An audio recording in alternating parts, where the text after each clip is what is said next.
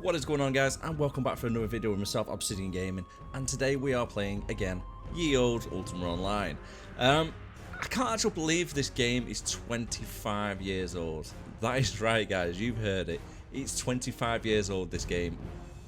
It's mind-blowing. It really is, and it is still popular to be played on. There's loads of free shards to play. I'll put a link down for the free shard that I'm currently playing at the moment, and it keeps me more interested in playing this game than what some of the new games are on, like the Xbox Series X. I've got an Xbox Series X, I believe, and I'm playing a game that's 25 years old. That just says it all about this game. You've got to try it. If you've never played it before, but you're a fan of World of Warcraft, give this a go. You will not regret it, except you go spend a lot of hours in it. It's a grindy game, but it's great. You can do anything you want. For this video, guys, we will be going over the basics of macros and using the software which comes with this download, and it is called Razor. So Razor is pretty much for every single free of charge Ultima Online. If you're playing Outlands or you're playing Ultima Forever or one of the other ones, that always use Razor. So it's quite a handy little beginner's guide really for this. So for the individual characters, you can have 3 different characters on this server, for an example.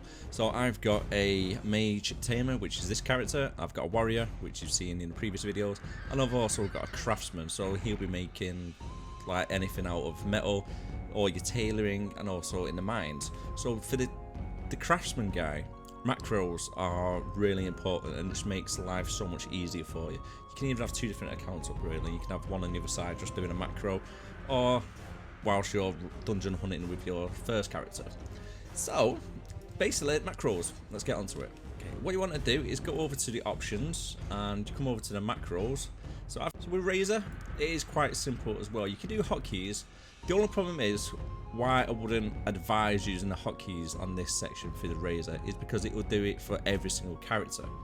The only way I would actually use it for every single character is for targets. So for example, if you want to target yourself, or put onto a target a red or a grey, you can use it through here. Also, I would use it for healing as well. So if you go on, I think it's items, use bandage, and I've got on a mouse button. So every single character that I've got, if I press back on the mouse button, you'll get the bandages out ready. If I scroll down on the mouse wheel, I'll start bandaging myself. If I press up, it will go to the last target. So that is a good one to have for all different characters that you can use. And macros. So I'm going to switch over to character now, and then I'll come back for this bit. As a macro, as you can see, there's quite a lot. So you can do saying, you can do emotes, war and peace, copy and paste some of the text. For an example, if you're selling things around a bank, you can say whatever item it is for sale, and you just keep spamming it by pressing like A, for an example. You got last skills. So you can use last skill, what you use would have been taming, or if they keep changing to different things. One I want to do is go and use skill. You can do the same as well for magery. Any type of spell, you can do cast spell. Then you go into this drop down, and then you can select which spell you wish to set up for that letter in the key. So we are going on taming. So objects. So use skill, and we're going down to animal taming, and that's Control and Z. Apply for that, and I just press Control and Z, we'll come straight up with the marker, select the horse, and then I can start taming. Easy as that. If you need to calm it down, I've got it on F4 already, so I can use my peacemaking skill instead. And same for provoking, I can use it on F5, so they're the ones that I use personally. So that is the basics of your character selecting for the macros. Now let's look at the other way we can do it, is by using the software of Razor. So let's just get that up. So here we are back in the mines with our little tradesman guy. So I'm going to set up a new macro for mining, and it is very easy. So go on macros, go on new macro. I'm going to call it mining 1. That comes up here. We're going to record the actions. So what action I want to do is get my little character be mining in one spot, turn around, and then go to the next spot. I'll just keep doing the same spot. It's down up to you really, if you wish, how you wish to do it. So we're going to select record. We're going to double click at our shovel, hit it into the ground, double click again, and then I'm going to mine there, and then we'll go come on to this section.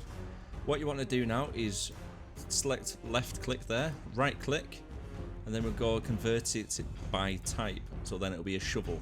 So if I've got a shovel in my bag, for an example, you can only use them so many times. So I've got 49 uses out of that shovel, and I've got 49 of the other one as well. Quite funny actually. So once that shovel has been destroyed after 49 uses, it will automatically pick up the next shovel in my bag. So convert by type, wait by targets, and then we can play it. It will start doing it on its own.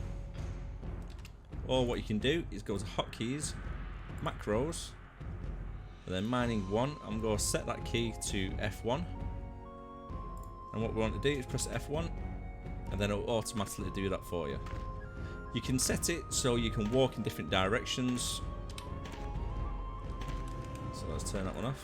So if I wanted to, I could set it with a new macro. Again, I'll record that. Go record over it. Now this time, I'm going to use the shovel there. 1, 2. Shovel there. And that one there.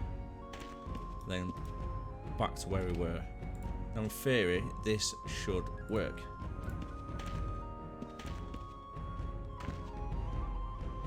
There you go. It's got a nice little loop. So you keep it on the loop system.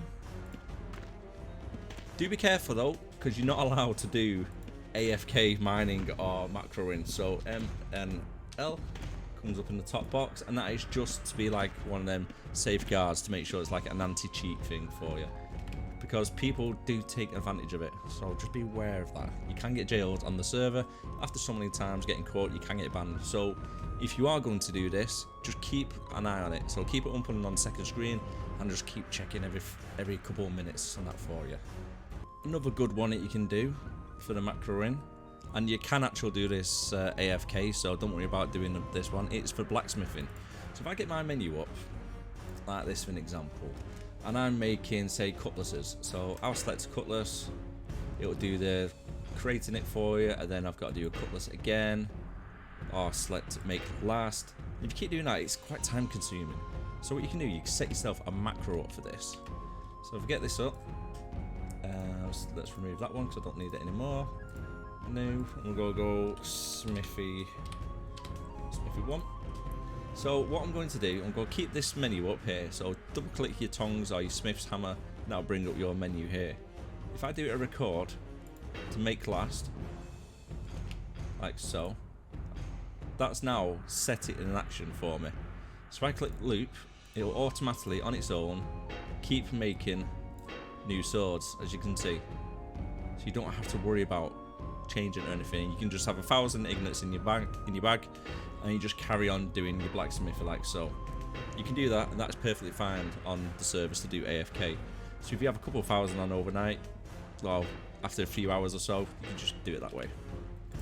Another one you can do is smelting the items. So instead of going smelt item, then doing that, 'cause this just is a pain. It really is. It's so time consuming to do that. What you want to do is do a record, and then I'm going to click smelt item, click what item I wish to smelt, and then I'm going to stop that. On this section here, so instead of absolute target, right click, target by type. So then it's target by type cutlass. If I put on a loop and press play, it automatically starts doing all the smelting, and it's faster that way as well. No problem whatsoever. Right, okay, hopefully you found it interesting, this. If you want to come play this server, the link is down below for you. Hope you do enjoy it. If you do give it a go, it's free of charge, so you got nothing to lose really. And what I would love it if Ultima Online can get back to its glory days like it used to be. So take care of yourself, guys. Bye for now. Have a good week, and I'll see you again next time. Don't forget to like, comment, and subscribe if you are new to the channel. Take care, guys. Bye bye.